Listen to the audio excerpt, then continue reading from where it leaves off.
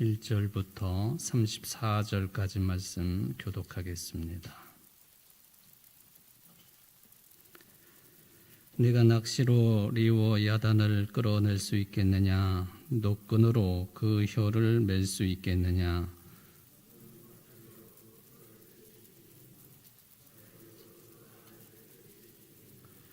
그것이 어찌 네게 계속하여 간청하겠느냐? 부드럽게 네게 말하겠느냐?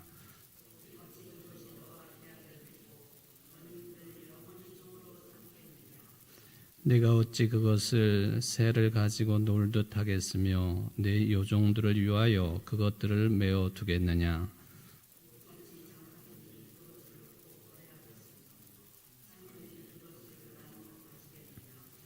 네가 능히 많은 창으로 그 가죽을 찌르거나 작사를 그 머리에 꽂을 수 있겠느냐?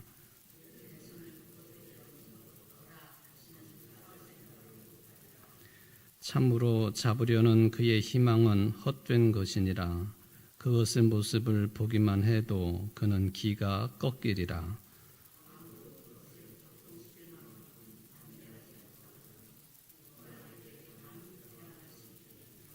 누가 먼저 내게 주고 나로 하여금 갚게 하겠느냐? 온 천하에 있는 것이 다 내 것이니라.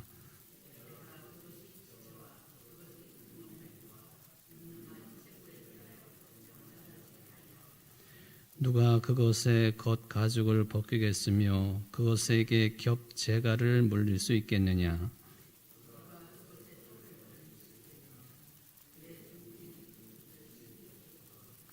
그의 질비한 비늘은 그의 자랑이로다. 튼튼하게 봉해나듯이 닫혀 있구나.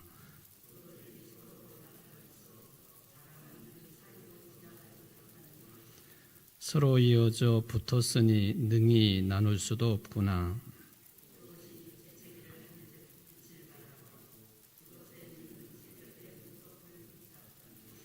그것의 입에서는 횃불이 나오고 불꽃이 튀어나오며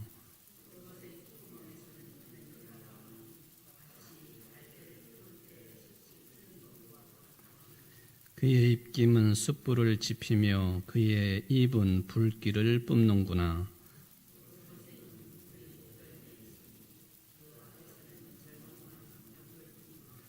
그것의 살 껍질은 서로 밀착되어 탄탄하며 움직이지 않는구나.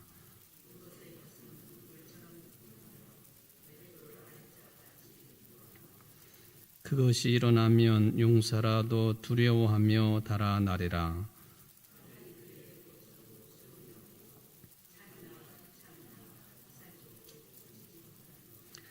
그것이 쇠를 지푸라기 같이 놋을 썩은 나무 같이 여기니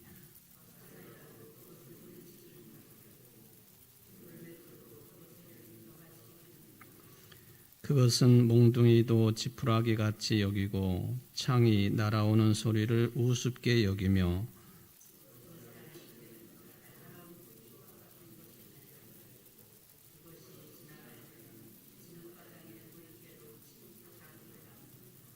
깊은 물을 솥에 물이 끓음 같게 하며 바다를 기름병같이 다루는도다.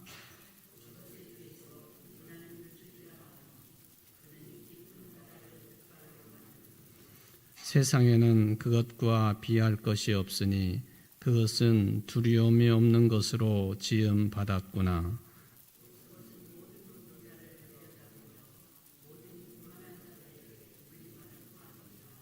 아멘.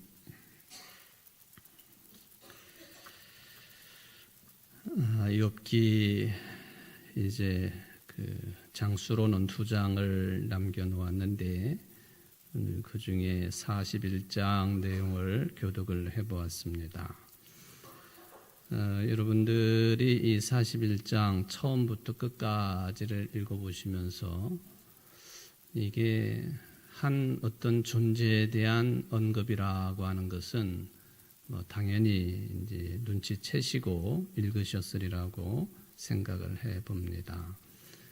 이상하기도 하고 또 엄청난 힘과 능력을 가지고 있기도 하고 또 이 땅 위에 존재하는 것 같기도 하고 아닌 것 같기도 하고, 어쨌든 이 41장 전체가 이 한 존재에 대한 언급이다, 그렇게 이제 말할 수 있겠는데, 그게 뭐냐 하면은 1절에 나와 있는 그 이름이 있습니다. 네가 낚시로 무엇을 끌어낼 수 있겠느냐 했죠?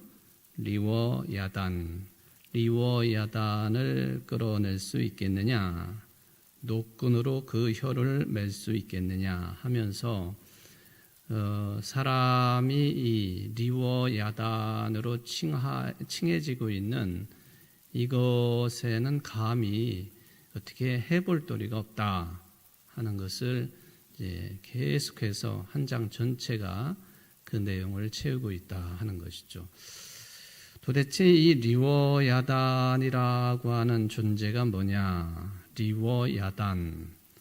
사실은 이 리워야단이 무언지에 대해서는 좀 이거를 그냥 분명하게 리워야단은 이것입니다 라고 말하기에는 좀 어려움이 있다 하는 것을 먼저 말씀을 드리겠습니다.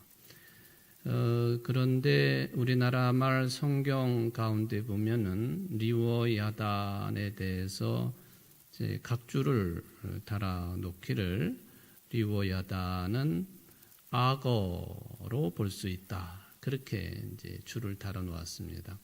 악어 같은 존재다, 그런 이야기죠. 여러분들이 41장을 읽으셨지만 중간중간에 보면은 그 표현한 내용 가운데에 이런 부분들은 악어의 움직임, 또 악어가 남긴 흔적, 이런 것들로 생각할 수도 있겠다 하는 그런 부분들이 몇 군데 나와 있는 것을 이제 확인을 해볼 수가 있겠습니다. 하여튼 악어로 볼 수 있다. 그런데 정확하게는 오늘날 우리가 볼 수 있는 그런 악어는 아니지만은 리워야단은 악어 정도로 생각할 수 있다.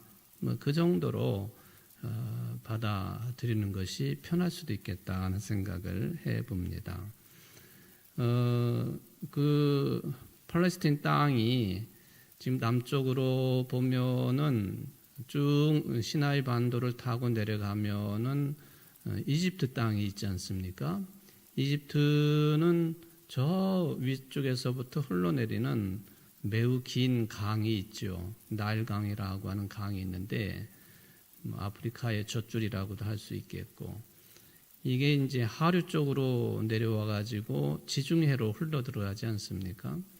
그래서 하류 부근에는 나일강 삼각주라 해서 굉장한 그 옥토가 만들어지지요. 강물의 퇴적물들이 넓게 깊게 쌓여 있는 곳이기 때문에 농사가 잘 되고, 그리고 식물이 잘 자라는 것. 그 한가운데에 그 이스라엘 백성이 이제 거기로 이주를 해서 살아가는데 이제 고센 지방으로 옮기게 되지 않습니까? 바로 그 나일 삼각주 어느 지점에 고센 땅이 있는데 그런 그 아주 풍요로운 곳, 그렇게 볼 수가 있겠죠. 자, 야곱의 일가가 그곳으로 이주를 해서 400년 이상을 살았다 할 때에 그때의 삶의 경험들, 이런 것들이 당연히 이제 후대들에게도 전해지고 할 때에 이런저런 내용들이 전해지겠죠.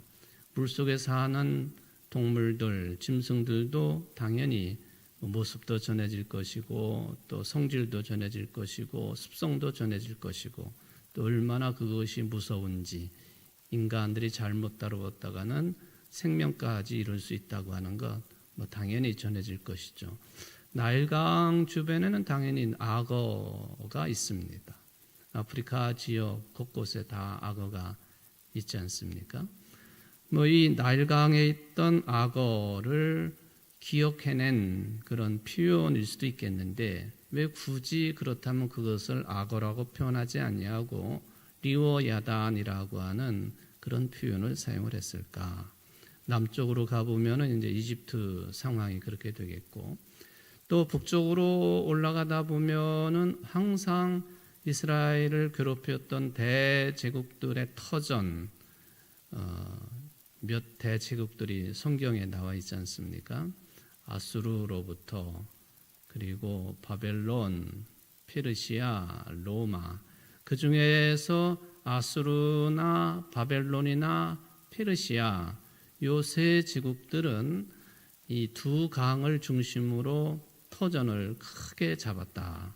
이 유프라테스 티그리스 강이다 하는 것이죠. 거기에도 악어가 있는 것이죠. 그러니까 인류 4대 문명 발생지라고 하는 나일강 주변이나 또 유프라테스 티그리스 강 주변이나 다 성경의 역사와 연결점을 가지고 있는 그런 지역들이다 하는 것을 확인을 해 볼 수가 있겠습니다.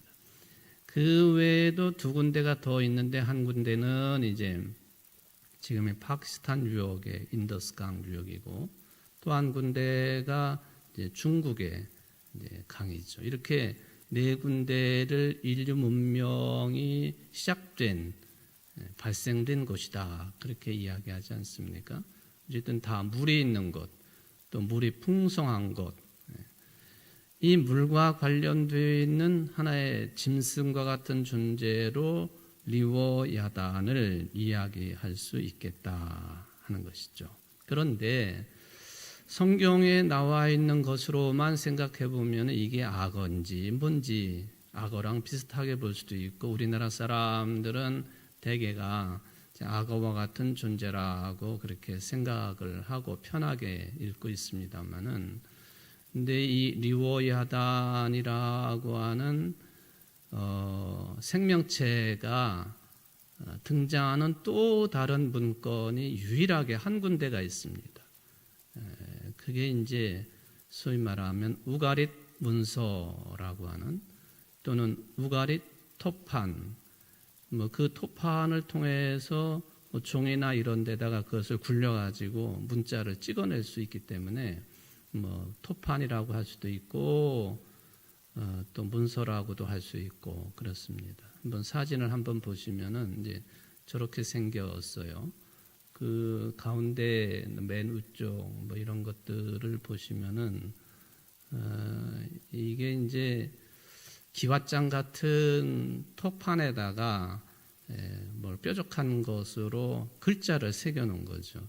글자 같기도 하고 무슨 뭐 쐐기 문자 같기도 하고 상형 문자 같기도 하고 그렇게 보이기도 하는데, 하여튼 저것이 소위 말하면 우가릿 지방에서 발굴이 된, 그래서 우가릿 문서라고 불리우는 그 토판이다라고 하는 것을 볼 수 있습니다.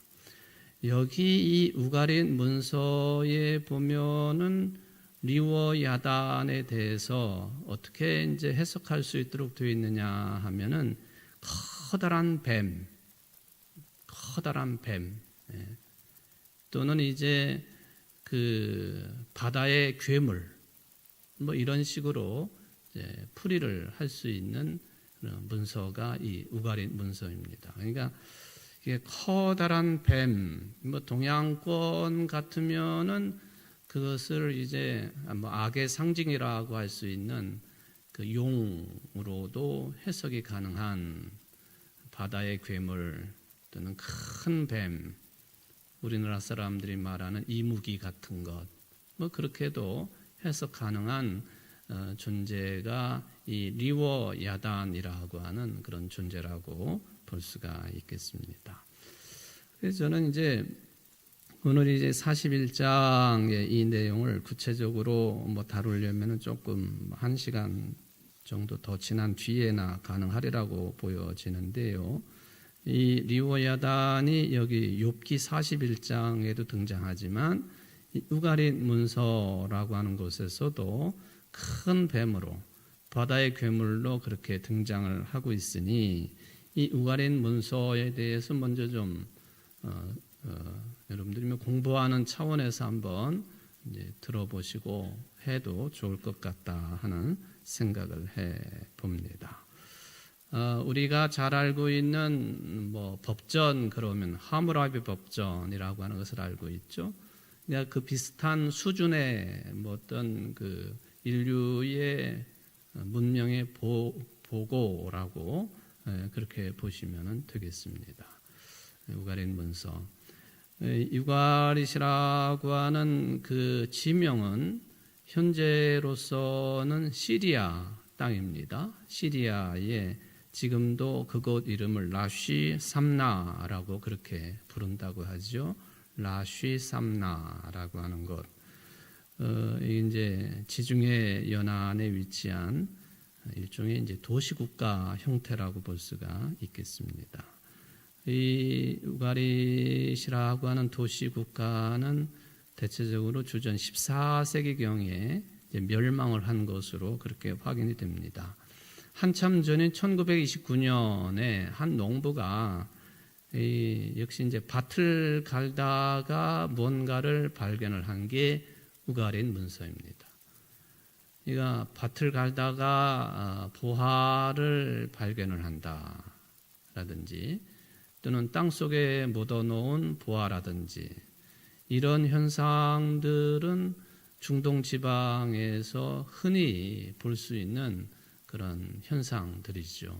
전쟁이 워낙 많은 지역이다가 보니까 이것저것 중요한 문건들 또 돈들 금덩어리 금화 감 나가는 것들 전쟁이 지나가면 다시 그것을 파내 가지고 사용할 용도로 그렇게 땅 속에 묻어 놓는 경우가 참 많지 않습니까?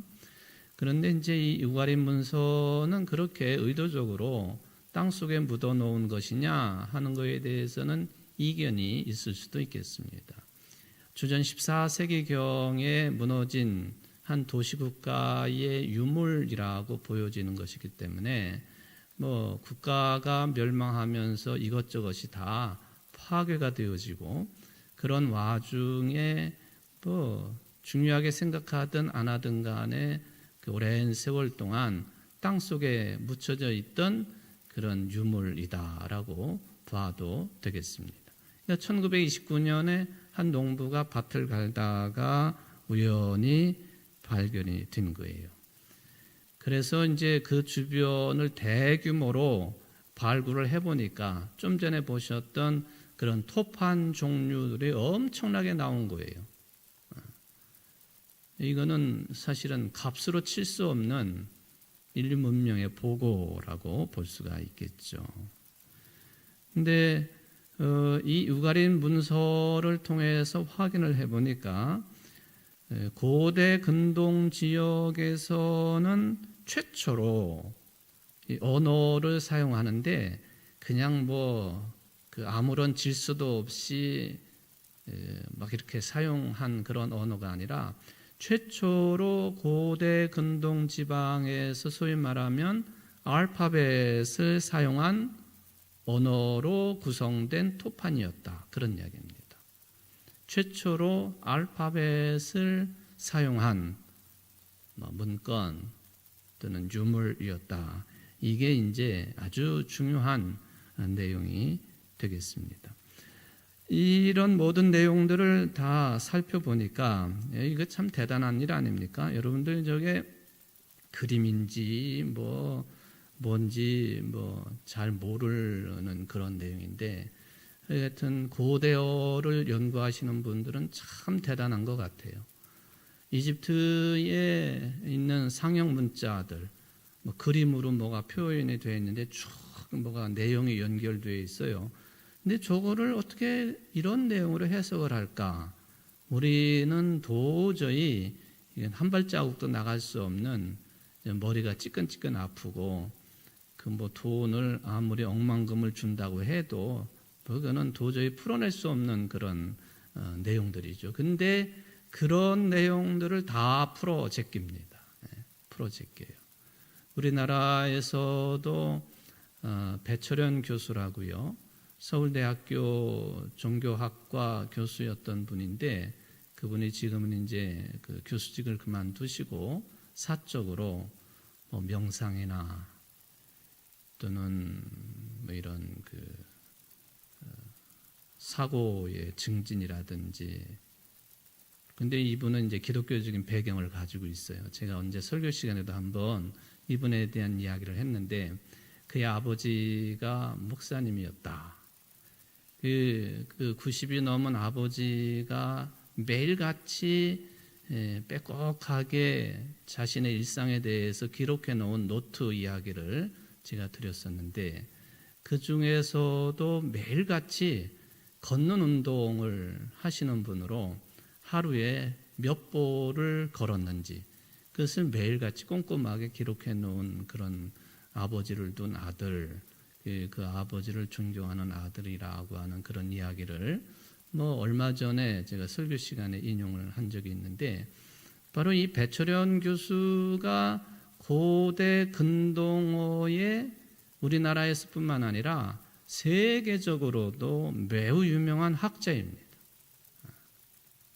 뭐 히브리어 뿐만 아니라 이런 그 아마 우가린 문서에 들어있는 그런 그 내용들도 등이 해석해낼 수 있는 능력을 가지고 계신 분이다 하는 생각을 해보는데 하여튼 대단한 분들이죠.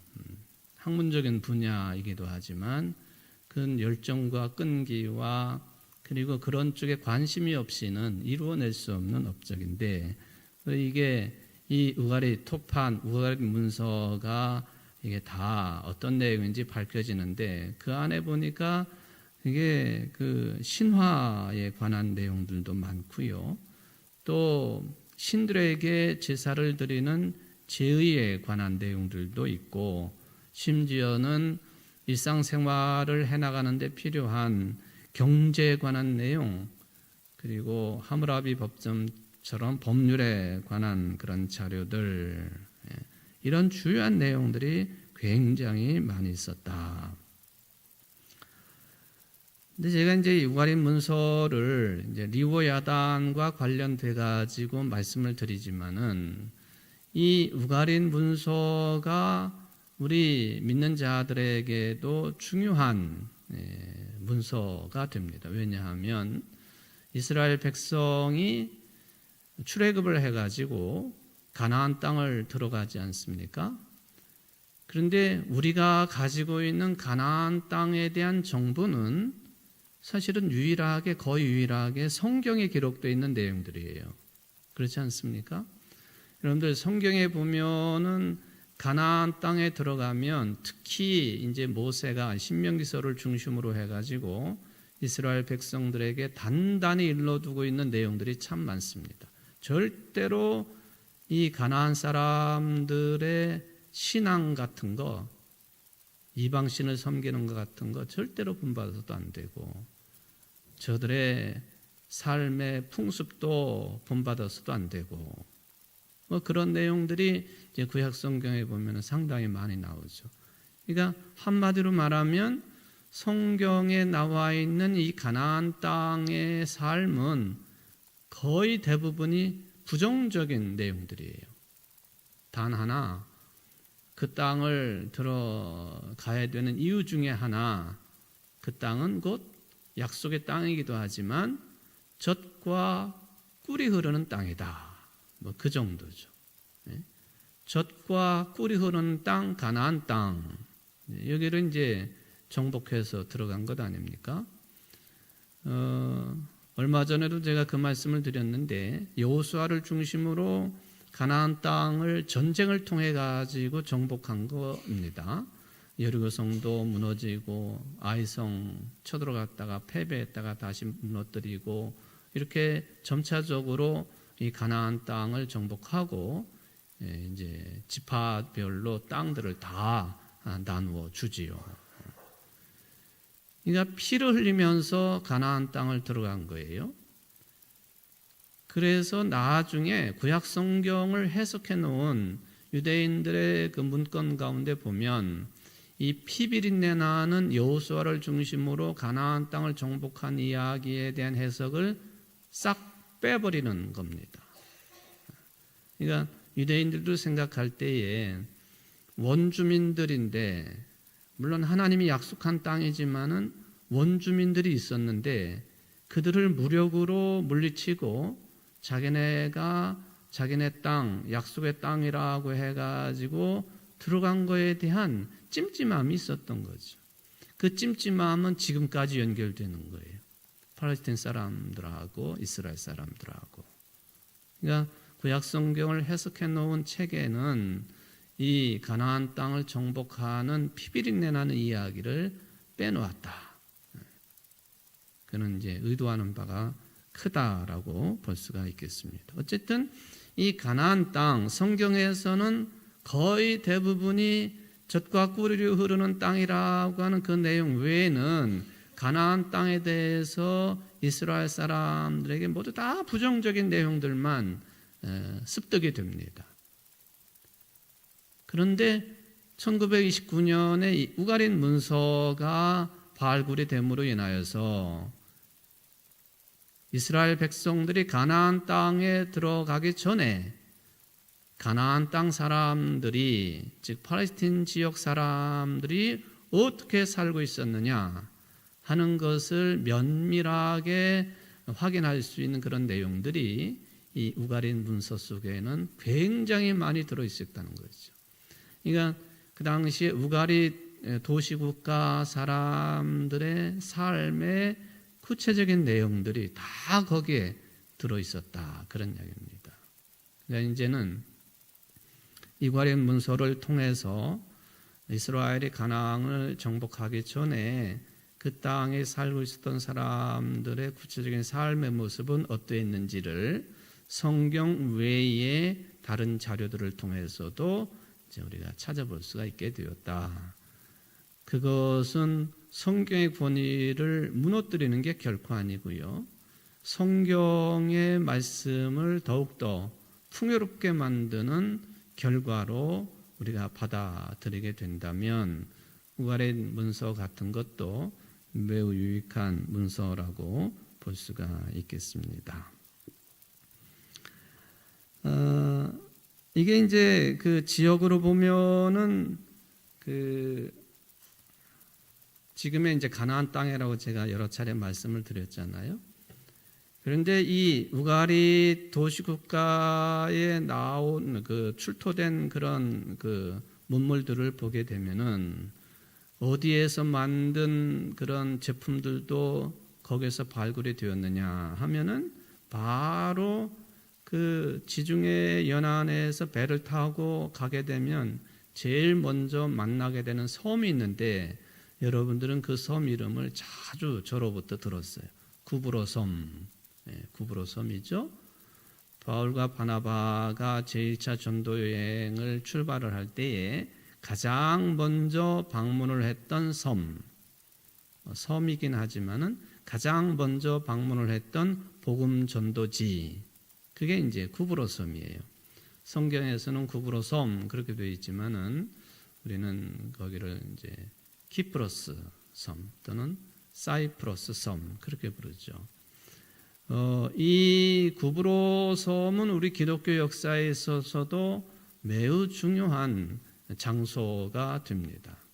많은 내용들이 있지만은 바울과 관련된 것 중에 이제 1차 전도 여행의 첫 번째 기착지였다.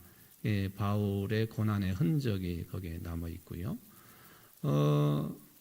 유명한 서기 313년에 콘스탄틴 대제가 기독교를 공적인 종교로 인정을 하지 않았습니까? 그러고 한참 뒤에 이제 기독교가 로마의 국교가 됐는데 콘스탄틴 대제 때는 기독교가 로마의 국교가 된 것은 아닙니다. 기독교를 일반적인 종교로 인정을 한 거죠.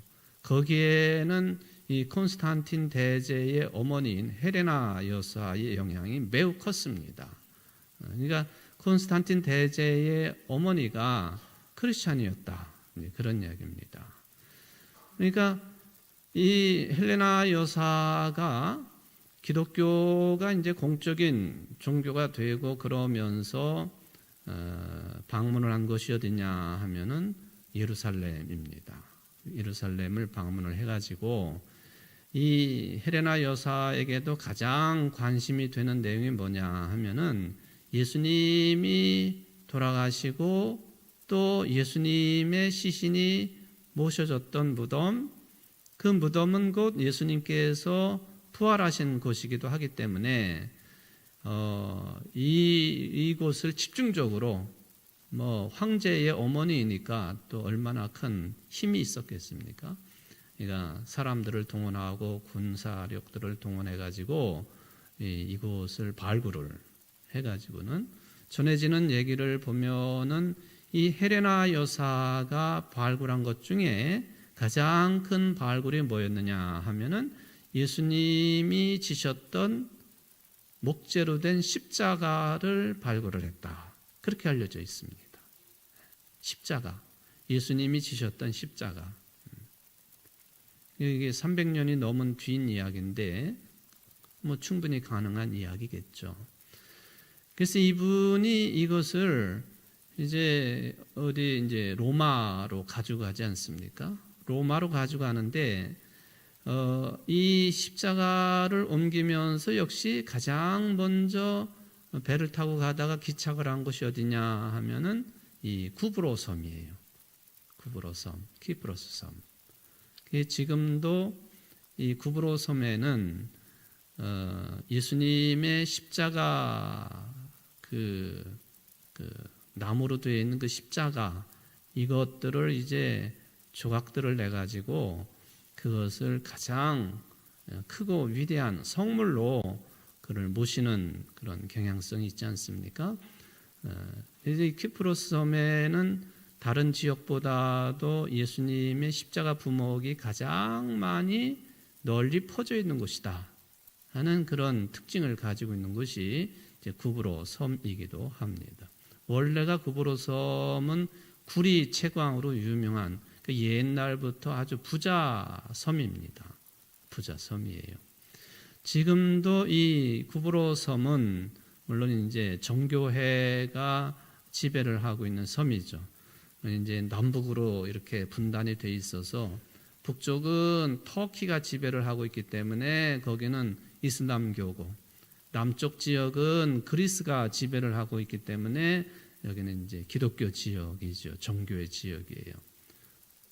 정교회의 최고 대표자 총대주교를 어떻게 뽑느냐?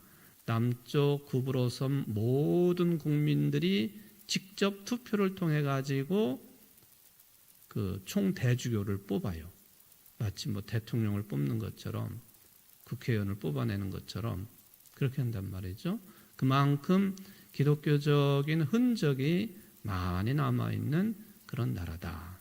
어쩌면은 전 세계적으로 가장 먼저 기독교를 국교로 선포한 국가 또는 섬 지역 하면은 이 구브로 지역을 이야기할 수 있을 정도로 그렇다는 거예요. 지난번에 우리 장로님들께서 여기 서운동 천주교회 주임 신부하셨다가 은퇴를 하신 김웅렬 신부님이 은퇴하고 기거하는 그 사제관을 같이 이제 방문을 하셨었는데, 그 2층에 올라가 보면은 벽면에 많은 종류의 배지 같기도 하고 이런 것들이 쫙 전시가 되어 있지 않습니까? 거기는 이제 천주교는 성인을 숭배하는 사상이 있기 때문에 성인들의 유골, 뼈조각 이런 것들을 이제 이렇게 조금씩 이렇게 해가지고는 거기다 이제 보존을 하는 그런 모습이죠.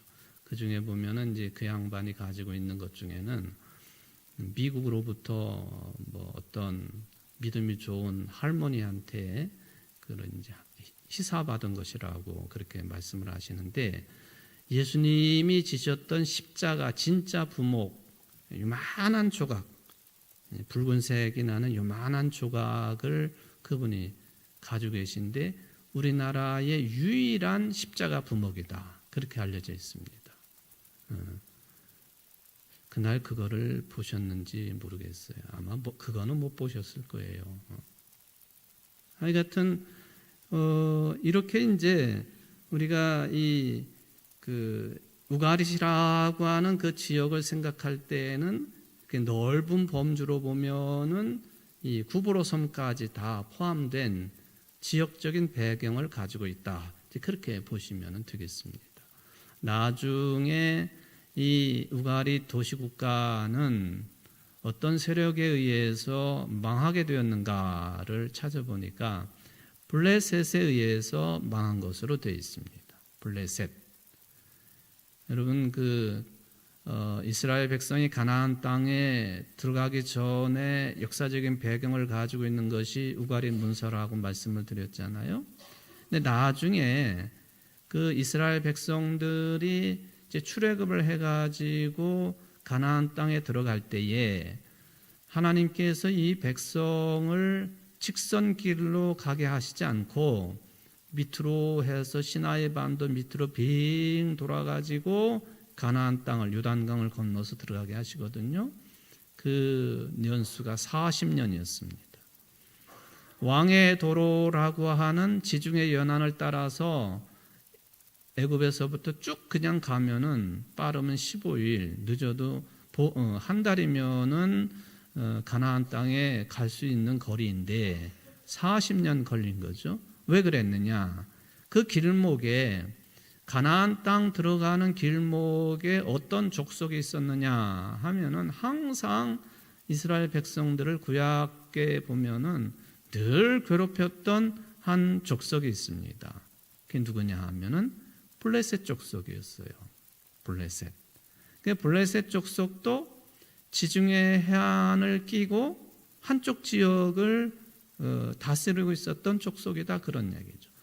같은 지중해 연안을 배경으로 우가릿 도시 국가도 있었고 블레셋도 있었다, 그렇게 보면 좋을 것 같습니다. 나중에 이 블레셋에 의해서 우가릿 도시 국가가 멸망을 했다. 그러니까 이 블레셋이 그렇게 떡하고 지키고 있으니까 오합지졸과 같은 200만 명이 넘는 사람들이 그렇게 가다가 블레셋은 이미 그때의 대단한 문명을 가지고 있었던 민족인데 철기 문화까지 가지고 있었다고 하지 않습니까? 그러니까 이 사람들이 막아서면은 이스라엘 백성들이 겁을 내고 뒤로 도망을 쳐서 다시 애굽으로 돌아갈 가능성이 있기 때문에 하나님께서 그거를 아시고 밑으로 돌리셨다, 그런 이야기죠. 그러나 그것은 그렇게 해가지고 가나안 땅에 들어갔다가는 가나안 사람들에게 다 쫓겨나고 제대로 생활도 못하고 이제 망하죠. 아무런 준비도 못하고 어떻게 가나안 땅에 들어가겠습니까? 그러니까 40년 동안 광야 생활을 하면서 이런저런 고생을 하고 하나님의 보호하심을 체험하고 믿음도 더 공고히 하고 그렇게 한 다음에 모세의 마지막 설교를 듣고 요단강을 건너가지고 가나안 땅에 들어갈 수가 있었던 것이죠. 블레셋에 의해서 이 우가릿 도시국가가 멸망한 것 같다 하는 것이죠. 그 블레셋이 누구냐? 바로 팔레스틴의 원조입니다. 팔레스틴 사람들 또는 팔레스타인이라고 하는 말이 그 블레셋에서 나온 말이에요.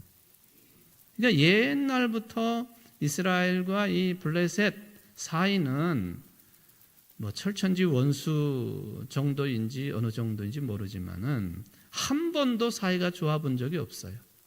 한 번도.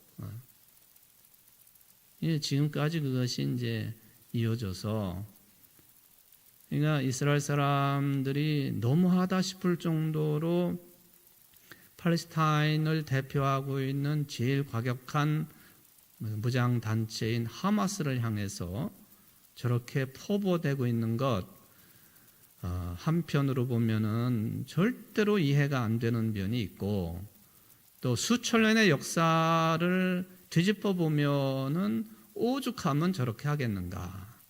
그러니까 오랜 세월 동안 서로 죽고 죽이는 그런 관계성 속에 있었다 하는 면을 생각해 보면은, 저는 목사가 이런 무책임한 말을 하기에는 좀 죄송스럽기는 하지만은 아이고 내버려 둬야지 저거 어떡하겠나 싶어요. 내버려 둬야지. 오늘 이제 욥기서 41장을 읽으면서 리워 야단을 이야기하는 이유가 뭐냐 하는 것을 우리가 아주 진중하게 받아들여야 되겠는데요. 리워 야단, 그건 초월적인 존재다, 그런 개념을 가지고 있습니다. 리워 야단. 여러분들 41장 좀 한 절만 좀 찾아보도록 하겠습니다. 10절 한번 보십시오. 같이 읽어봅시다.